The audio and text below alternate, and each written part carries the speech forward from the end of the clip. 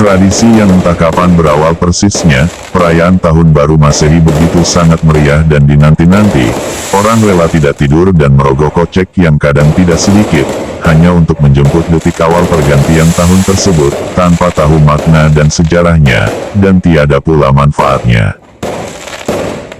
Assalamualaikum warahmatullahi wabarakatuh.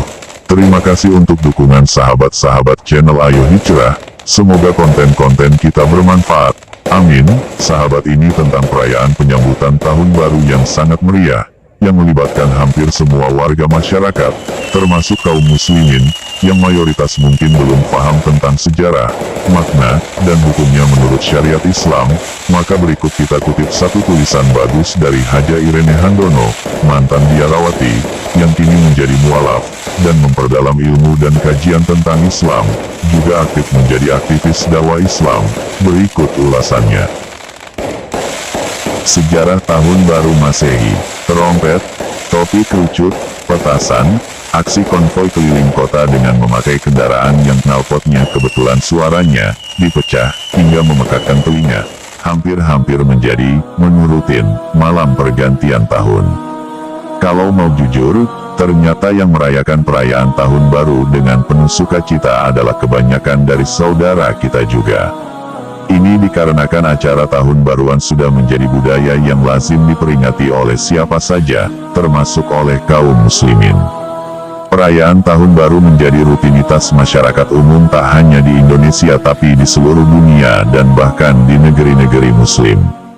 Namun sesungguhnya umat Islam sudah tertipu.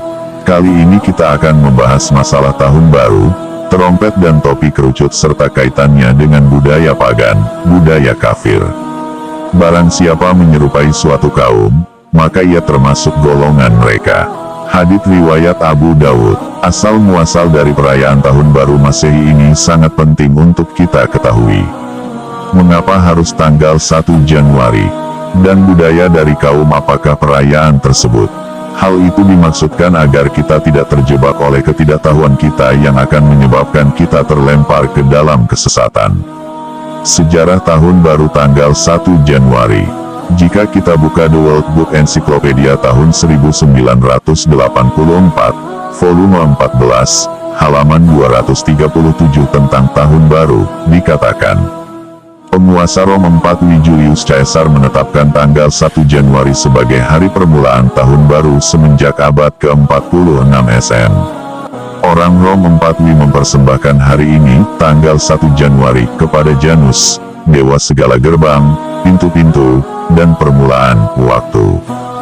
Bulan Januari diambil dari nama Janus sendiri, yaitu dewa yang memiliki dua wajah, sebuah wajahnya menghadap ke masa depan dan sebuahnya lagi menghadap ke masa lalu.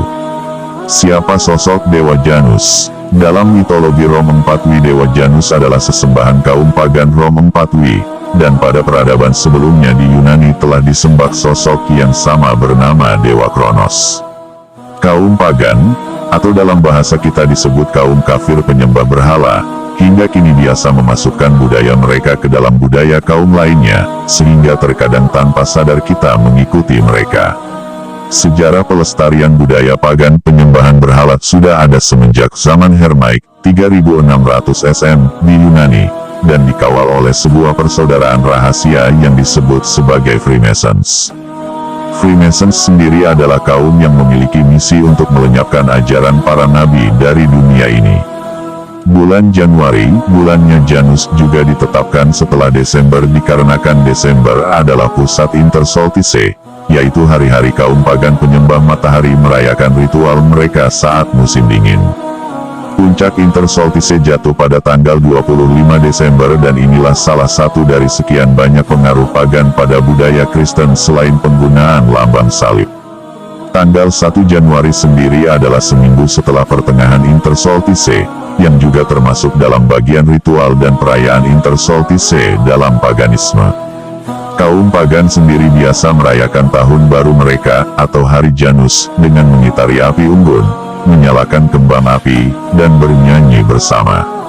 Kaum pagan di beberapa tempat di Eropa juga menandainya dengan memukul lonceng atau meniup trompet. Trompet Yahudi. Masyarakat pagan kuno mempercayai tiap 2150 tahun akan terjadi perubahan era. Era Taurus terjadi pada 3400 sebelum Masehi hingga 2150 sebelum Masehi. Era Taurus disimbolkan dengan kerbau atau sapi. Menurut Bible Perjanjian Lama, di tahun inilah terjadi penyembahan kerbau sapi oleh umat Nabi Musa. Dan masa penyembahan tersebut berakhir ketika memasuki masa era Aries 2150 sebelum Masehi hingga 1 Masehi.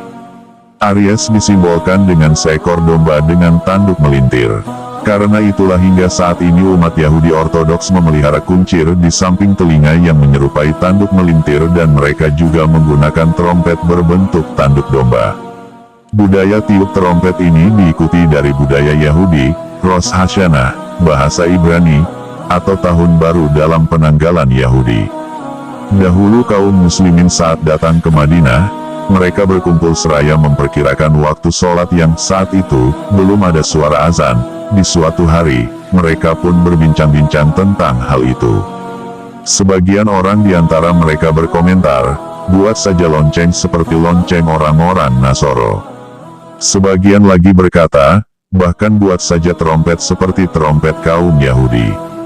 Umar pun berkata, mengapa kalian tak mengutus seseorang untuk memanggil manusia untuk sholat? Rasulullah Shallallahu Alaihi Wasallam bersabda, wahai Bilal, bangkitlah lalu panggillah manusia untuk sholat. Hadis riwayat Al-Bukhari nomor 604 dan Muslim nomor 377.